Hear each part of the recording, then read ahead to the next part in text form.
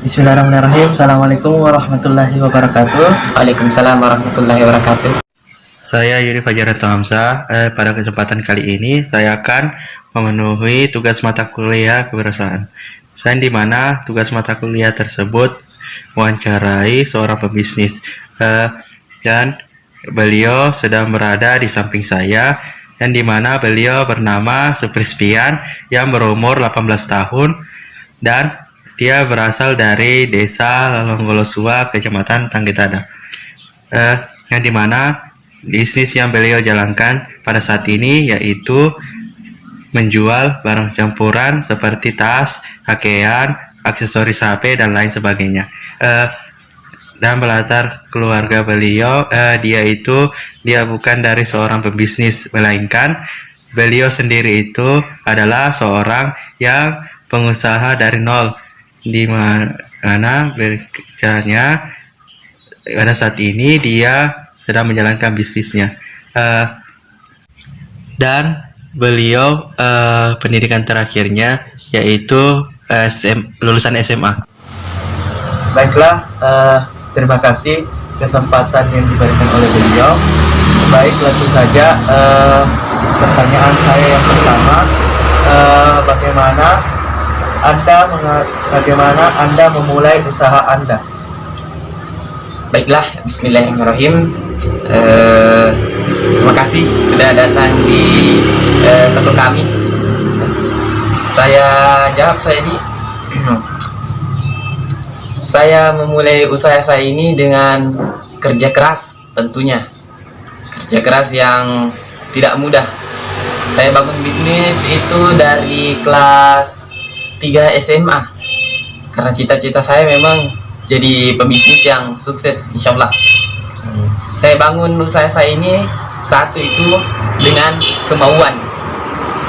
Artinya jika saya punya keyakinan untuk terjun di dunia ini, maka saya yakin pasti bisa maju, pasti bisa sukses. Setiap pebisnis pasti pasti mengatakan, saya memulai usaha saya ini dengan modal.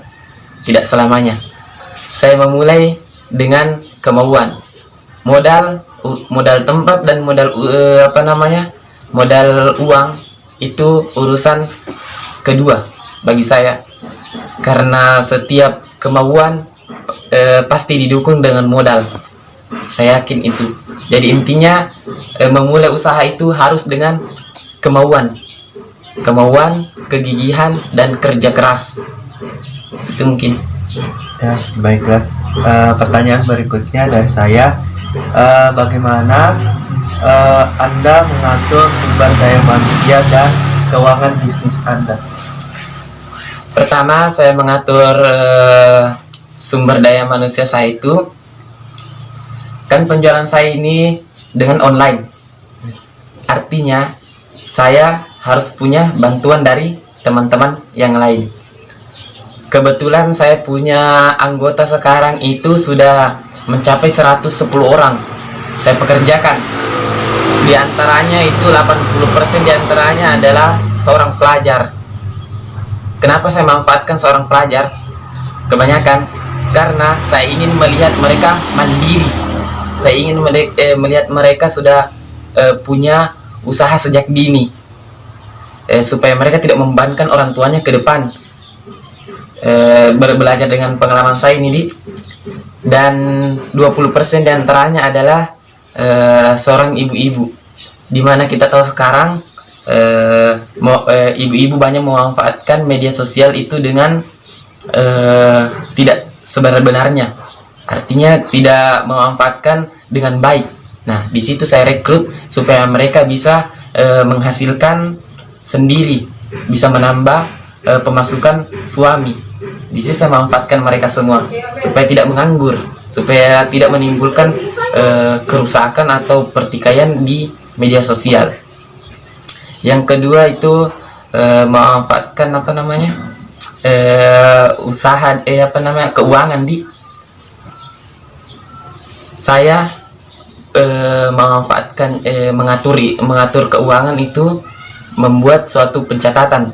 Artinya saya punya catatan mana modal pemasaran, pencatatan pemasaran, pengeluaran, modal, dan keuntungan.